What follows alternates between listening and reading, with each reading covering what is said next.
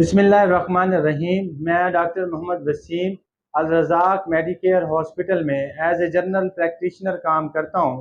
आज हम एक ऐसी बीमारी के बारे में बताएंगे जो हमारे माशरे में हमारे बुज़ुर्गों की पगड़ियों का ख्याल रखने की वजह से बहुत ही कॉमन हो चुकी है, और इस बीमारी की वजह से हमारे छोटे छोटे फूलों जैसे नन्हे बच्चे इस बीमारी में मुब्तला हो चुके हैं, और इनकी वजह से उनके पेरेंट्स और पूरा के पूरे ख़ानदान इस बीमारी की वजह से बहुत ही परेशान हो चुके हैं। तो ये बीमारी है थैलेसीमिया की, जो इस वक्त बरे-आज़म एशिया में सबसे ज़्यादा पाई जाती है।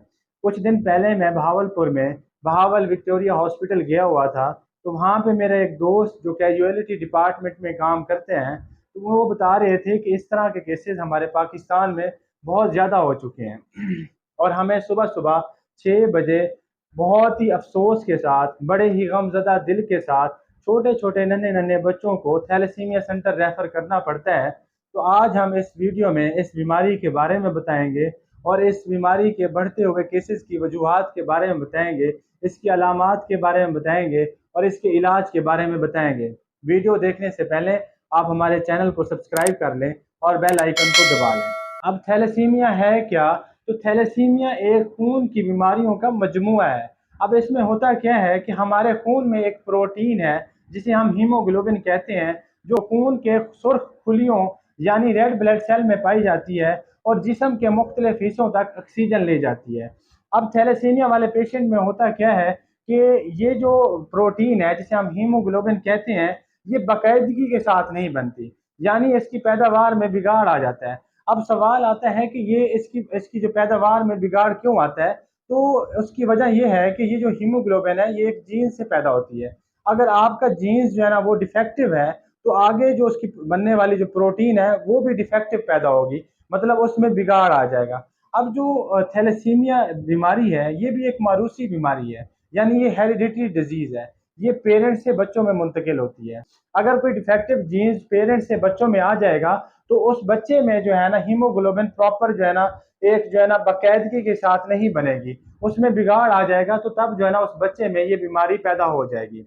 अब इस बीमारी की बहुत सारी इकसाम होती हैं। अब ये बीमारी जो है ना बगैर अलामात से लेकर मोहलिक हद तक हो सकती है। अगर आपके बच्चे में मामूली थैलेसीमिया है तो उसका मतलब ये है कि आपके बच्चे ने इस बीमारी को उठाया हुआ है, और आपके बच्चे की जो सुर्खुली हैं यानी रेड ब्लड सेल हैं वो छोटे हैं लेकिन तंदुरुस्त हैं।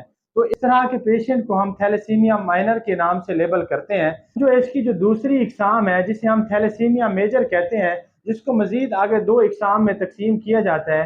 एक जो अल्फा थैलेसीमिया मेजर होता है, जो जिस पेशेंट में पाया जाता है वो बच्चा पैदा होते ही मर जाता है, और इसकी जो दूसरी इकसाम है जिसे हम बीटा थैलेसीमिया मेजर कहते हैं, अगर ये किसी बच्चे में पाई जाती है तो उस बच्चे को पूरी जिंदगी जो है ना खून बदलवाना पड़ता है। अब हम आते हैं कि इसकी अलामात क्या हैं, इसके साइन सिम्टम्स क्या हैं।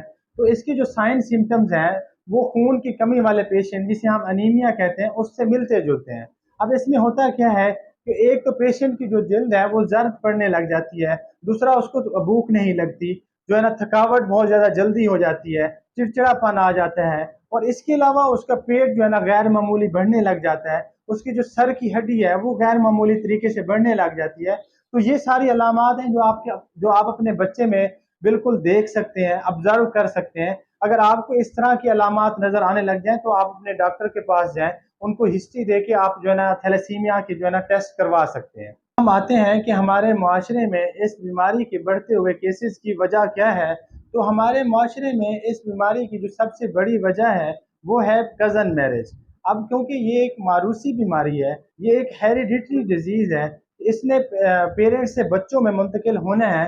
तो हमारे माशरे में हमारे बुजुर्गों की पगड़ियों का ख्याल रखने की वजह से और जो है ना रिवायात को कायम रखने के लिए लोग कज़न मैरिज तो कर लेते हैं, लेकिन अफसोस इस बात का होता है कि इस तरह की बीमारी पेरेंट्स से बच्चों में मुंतकिल हो जाती है और भुगतना बच्चों को पड़ता है और उनके पेरेंट्स को भुगतना पड़ता है, वो परेशान होते रहते हैं। अगर आपने कज़न मैरिज करना भी है तो सबसे पहले आप जीन टेस्ट करवा लें, जीनियाती काउंसलिंग करवा लें। अगर आपको लगे कि उनके पेरेंट्स बिल्कुल ठीक हैं तो फिर आप कज़न मैरिज कर सकते हैं, लेकिन अगर आपको लगे कि किसी पेरेंट्स में जीन डिफेक्ट आ रहा है तो फिर आप बिल्कुल कज़न मैरिज ना करें।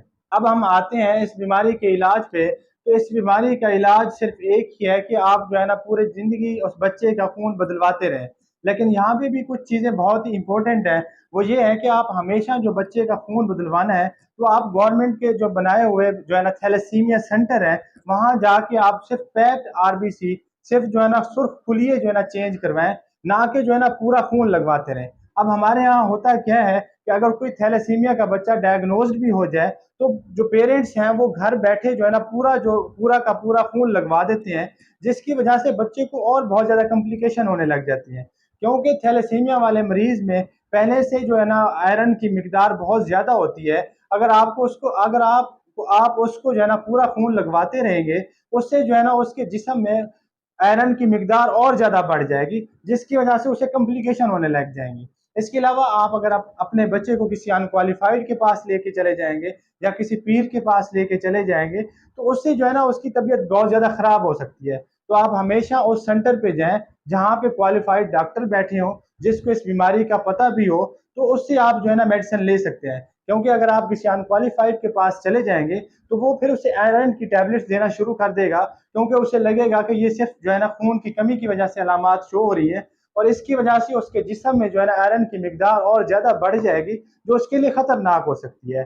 تو امید کرتا ہوں کہ آپ کو اس ویڈیو سے بہت زیادہ فائدہ ملے گا. شکریہ. اللہ حافظ.